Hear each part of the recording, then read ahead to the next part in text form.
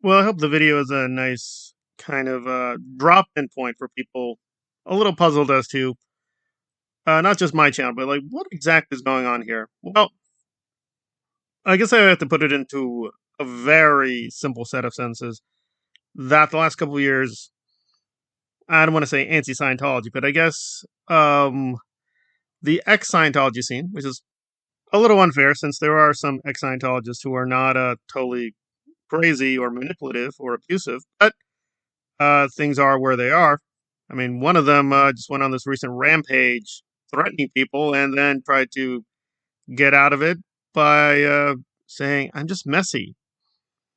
And that's about it. And there we are.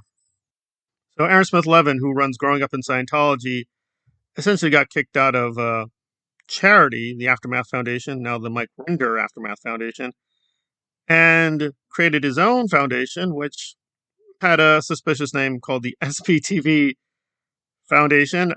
Why go with that name? Don't know.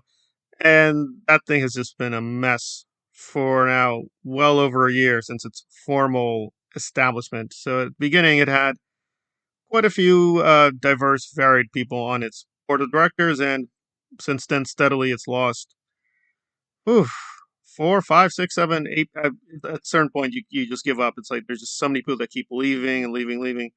Now it's down to a kind of core four of Aaron's most loyal cultists, and since then it just keeps well, it does do some actual charity work, but for the most part, it's alarmingly akin to Scientology. It has the name of a charity. I mean, technically, that is what Scientology is. On the official paperwork, it is technically a charity, but really it just exists to be this vicious cultish organization to benefit its top leadership, and that is about it. There's really nothing more there.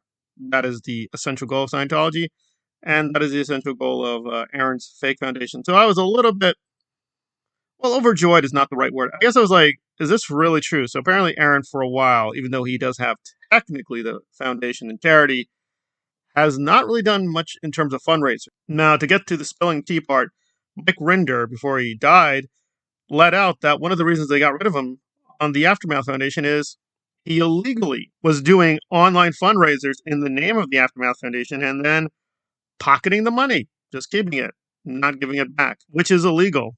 And I doubt when Aaron confidently predicts he in the future will be able to do fundraisers, I doubt he's going to change very much.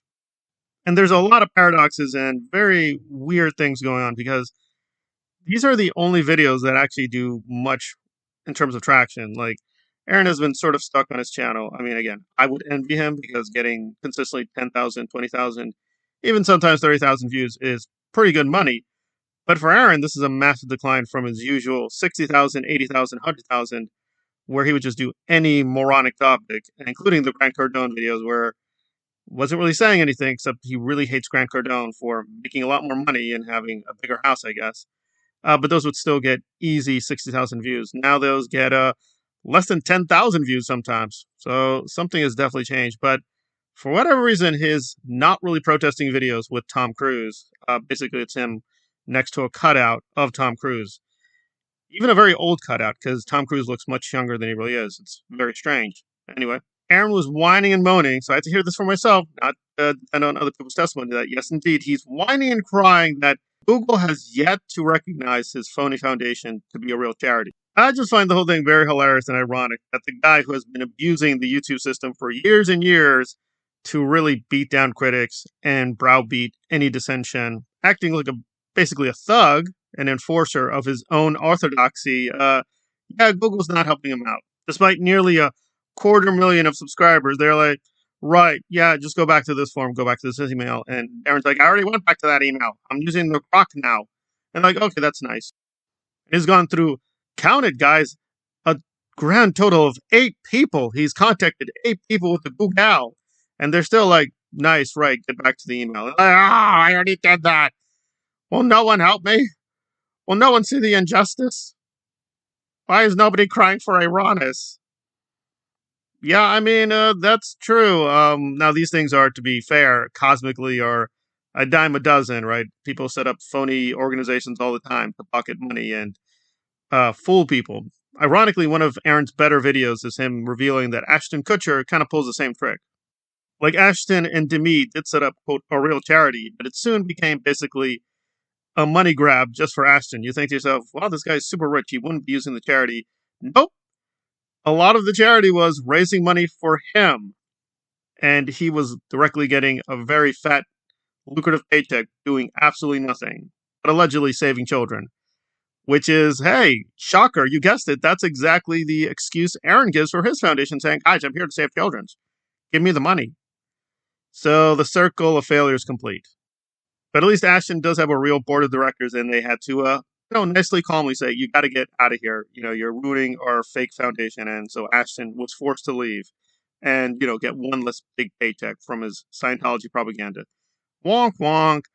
But Aaron did better. See, he's the presidente of his own fake foundation, so he can't kick himself out because Aaron would never do that. Aaron would never hold himself accountable. So there you go. He cut out the middleman, and there we are. But again, good or bad, Ashton's charity is much bigger. It's probably worthless, but it is, quote, a big professional organization. It may be a criminal organization, but hey, it's really big.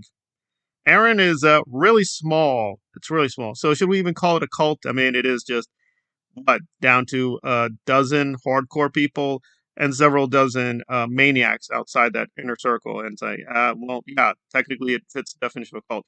Cults are not defined by size. That's not how it works. It's by the intensity of the leadership, the severity of censorship, and so on and so forth. That's what defines a cult. And he definitely is running a cult. Though I will say, I'm always stunned at how blatant he is with his cultism. Like, just the recent clown show he did with Marilyn, and where Jenna and him openly laughed when Liz Gale was going on her tirade, threatening a small child. And they just thought it was very funny. And then 2 seconds later, just said, guys, and the children are so victimized in Scientology. Oh, yeah, so it's all awful. They're constantly getting screamed at and threatened. Right. I guess because they did it through a drunken rampage. That's the free market kind of.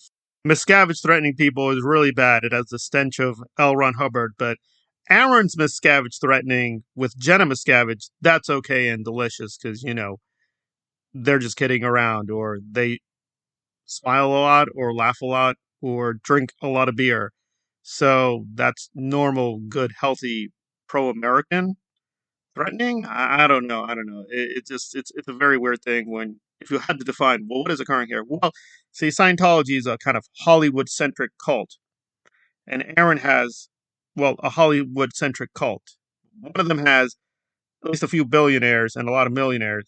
The other one's much more cheap. And that's about it. So the income levels are different, but basically the same spiel, right? It's like trying to differentiate the Stalinists from the neo-Nazis, or you go through the list, the KKK from Latter-day Saints or Mormons, or now Aaron. I mean, at the end of the day, cults are cults, and they're comparable for a reason. They basically just do the same thing and go through the same pattern of corruption, haranguing, moralization, and having this very self-righteous leadership that is full of corrupt cronies constantly berating those below them.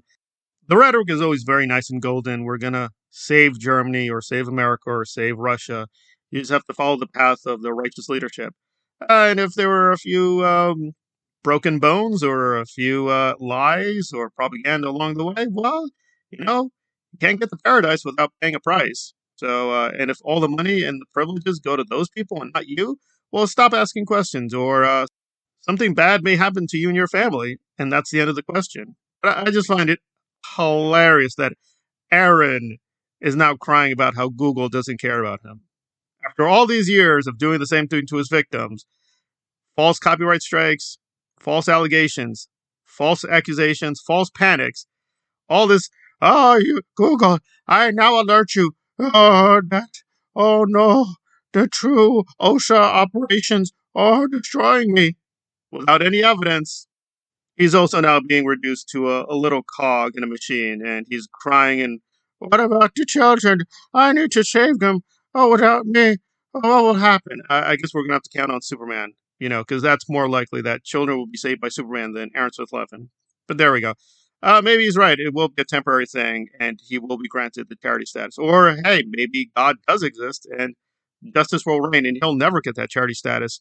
And so his last couple of years of terrorizing, accusing, and just being an all-around monster doesn't pay off. we can hope that will happen. I hope that does happen, but, who knows? But it is a rich irony that this all began with a charity scam with Scientology, and Aaron's final defeat will be, charity scam. That's where it always goes. Cults degenerating into charity scams that destroy themselves. And there we are.